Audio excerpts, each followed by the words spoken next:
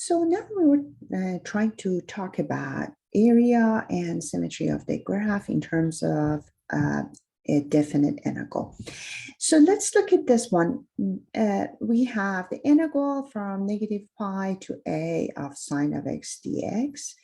And if you remember, an definite integral is actually the net area of the between the graph and the x-axis. So right now, A is right over there, and therefore the entire area is under the x-axis.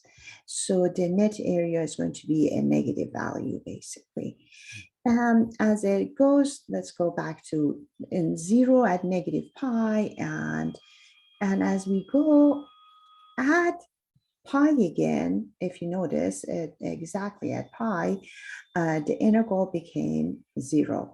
And why is that? Because basically the shape of the graph is so symmetric, and sine of x is an odd function. And by the symmetry of the graph, the integral from negative pi to pi becomes is 0. Now, how about if we start from 0? What will happen? So again, there's a symmetry right over here, this area, and symmetry over here. So if I start from 0, basically, at 2 pi, it again becomes 0. And so integral from 0 to 2 pi, and you notice that right as we pass the 2 pi, it was 0 basically again. So because the shape of sine of x is symmetric, that's one of the reasons that we're getting this.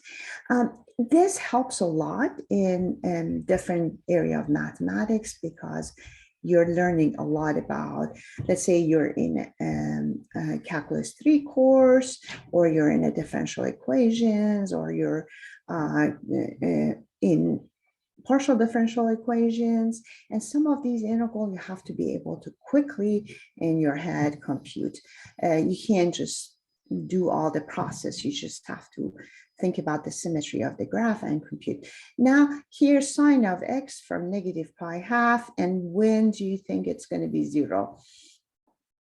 As we go, right at pi half was 0, basically. So again, by symmetry of the graph. And it happens again at some other places also. Cosine of x, when is it equal to 0?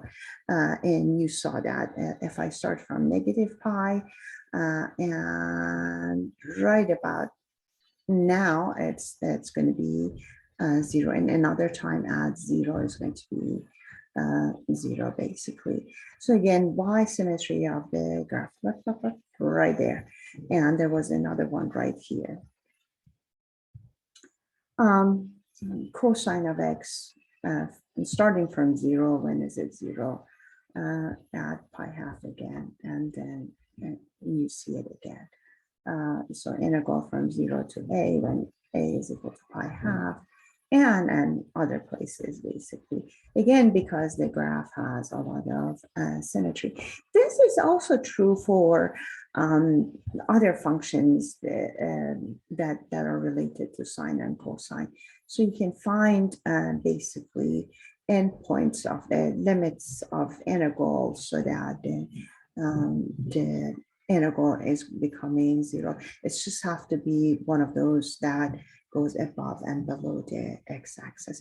So when we're talking about these in classroom, and we're saying this is by symmetry of the graph, do a quick drawing the picture of the graph and then compute it.